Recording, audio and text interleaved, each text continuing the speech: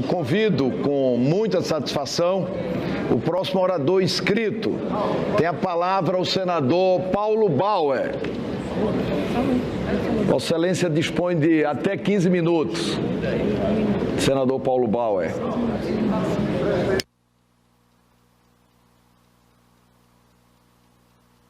Com a palavra, Vossa Excelência. Obrigado, senhor presidente. Cumprimentando os senhores senadores, as senhoras senadoras presentes à sessão e também os que estão presentes na casa assistindo esta sessão dos seus gabinetes. Cumprimento a todos os brasileiros que assistem os trabalhos do Senado através da TV Senado, da Rádio Senado, registrando que, sem dúvida alguma, vivemos um dia muito tenso, mas ao mesmo tempo um dia muito importante para a vida política e para a vida pública do nosso país. Quero dizer, senhor presidente Renan Calheiros, que vem conduzindo esta sessão com muita qualidade, com muita competência, que, sem dúvida nenhuma, preferiria aqui me manifestar sobre grandes problemas nacionais, sobre projetos de desenvolvimento, sobre melhoria da qualidade dos serviços públicos. Entretanto, estamos aqui hoje reunidos para decidir sobre a admissibilidade do processo de impeachment no Senado Federal. A partir da votação que haveremos de fazer ao término dos pronunciamentos, nós vamos ter conhecimento e a decisão de continuar o processo de impeachment e julgar o mérito da denúncia oferecida na Câmara dos Deputados e que poderá terminar com a votação final nesta Casa, decidindo pelo encerramento do mandato da Presidente da República ou pela sua continuidade.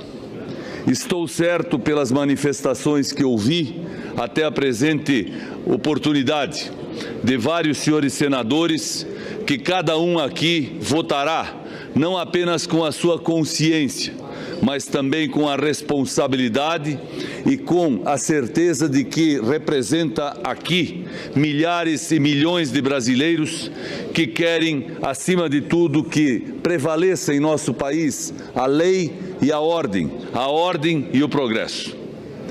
Certamente o relatório do senador Antônio Anastasia, apresentado com brilhantismo e com qualidade perante a comissão especial, diz tudo o que eu desejaria aqui apresentar a Vossas Excelências. Por ser desnecessário, basta dizer que o relatório mereceu apreciação na comissão e, numa votação de 10 votos favoráveis e 5 contrários, teve aprovação e pôde seguir para a apreciação nesse momento. Tenho certeza, senador Antônio Anastasia, que Vossa Excelência prestou um relevante serviço ao Senado, à democracia e à política brasileira. Também devemos reconhecer que a votação na Câmara dos Deputados, com 367 votos favoráveis ao prosseguimento do processo de impeachment, não é outra coisa senão a manifestação da sociedade brasileira, tendo em vista que a Câmara dos Deputados é a representação do povo do nosso país.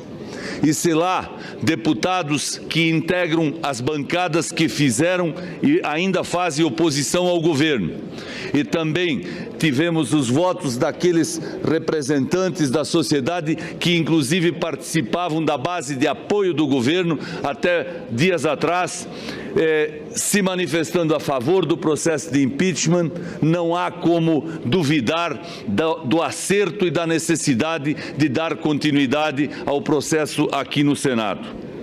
O processo foi debatido porque é político, também político.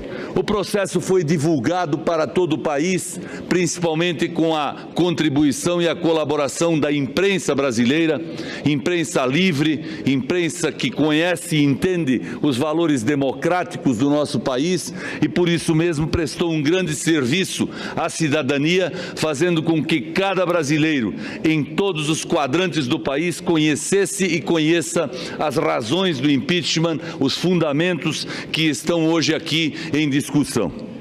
Também é preciso dizer que o processo de impeachment começou de forma tímida, até silenciosa, se assim podemos chamar, e foi ganhando importância e expressão na medida em que todos os deputados, toda a classe política e a sociedade brasileira foi tomando conhecimento dos fatos que determinaram a sua instalação ou o início do processo.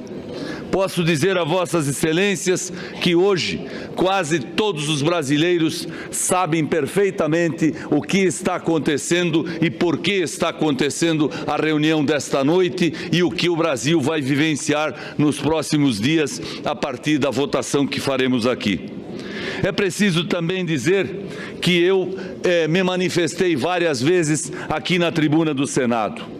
Como sou contador de profissão e auditor de profissão e de formação, eu pude aqui abordar de maneira técnica, de maneira efetivamente profissional, todas as questões inerentes às pedaladas fiscais, aos decretos de suplementação orçamentária, que, não há dúvidas, se constituem em crimes de responsabilidade, praticados pela Presidente da República e que precisam ser julgados por esta Casa. Não há dúvidas de que a Presidente da República, ao descumprir a lei orçamentária e ao induzir órgãos do governo a praticarem atos como aqueles chamados de pedaladas fiscais, incorreu em desrespeito à legislação e à Constituição da República. Assim se manifestou o Tribunal de Contas da União. Assim entenderam a maioria dos integrantes da Comissão Mista de Orçamento, que eu também integrava até o ano passado. Nós não temos dúvida, houve ofensa à lei, houve ofensa à Constituição. Por isso, houve crime de responsabilidade e, se há denúncia por crime de responsabilidade, há de ocorrer o processo de julgamento pelo crime praticado.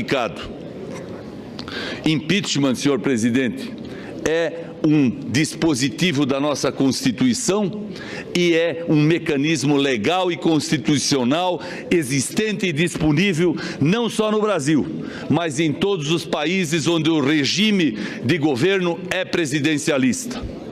Muitas vezes ouvi aqui na tribuna senadores da base do governo, especialmente do PT e de outros partidos que se associam ao governo, dizerem que nós estávamos aqui praticando um golpe contra a democracia, um golpe contra o governo. Não é verdade. Impeachment existe há muitas décadas, há mais de um século.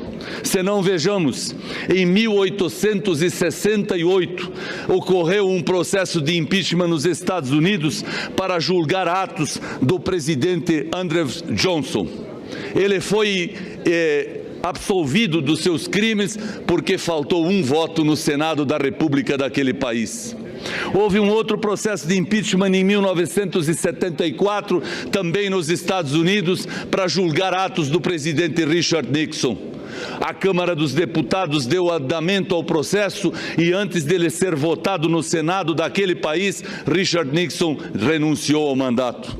Também houve em 1999 um processo de impeachment nos Estados Unidos para julgar a afirmação do presidente Bill Clinton. O Senado dos Estados Unidos não aceitou a decisão ou a recomendação de extinção do mandato do presidente Clinton. Na África do Sul, há poucas semanas, mais precisamente dia 5 de abril deste ano, houve o arquivamento de um processo de impeachment, porque lá também o sistema é presidencialista. Nós vimos no Paraguai, no ano de 2012, um processo de impeachment ser conduzido e resultou no encerramento do mandato do presidente daquele país.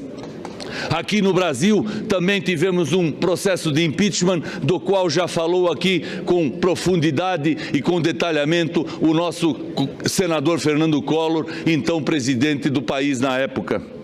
Portanto, senhores senadores, senhoras senadoras, impeachment não é golpe, não.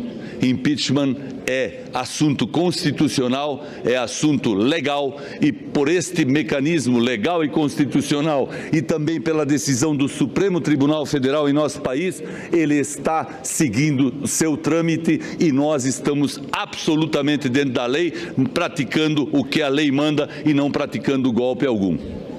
Por outro lado, é preciso mencionar que a questão toda que se refere ao processo e à discussão do impeachment está fundamentada em fatos que precisam ser colocados num momento como este. O governo da presidente Dilma é um governo fraco, é um governo frágil, é um governo surdo, mudo e talvez até cego, no verdadeiro sentido da palavra. Porque é um governo que não ouviu a voz das ruas, que começou em 2013. É um governo que não prestou atenção e não deu atenção às grandes manifestações populares de 2015 e 2016.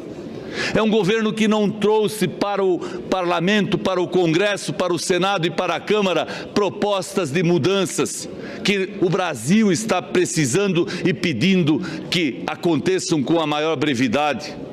É um governo que não ouviu a sociedade e também não produziu providências que dessem atenção às carências do povo brasileiro, na área da saúde, na área da educação, na área da segurança pública principalmente.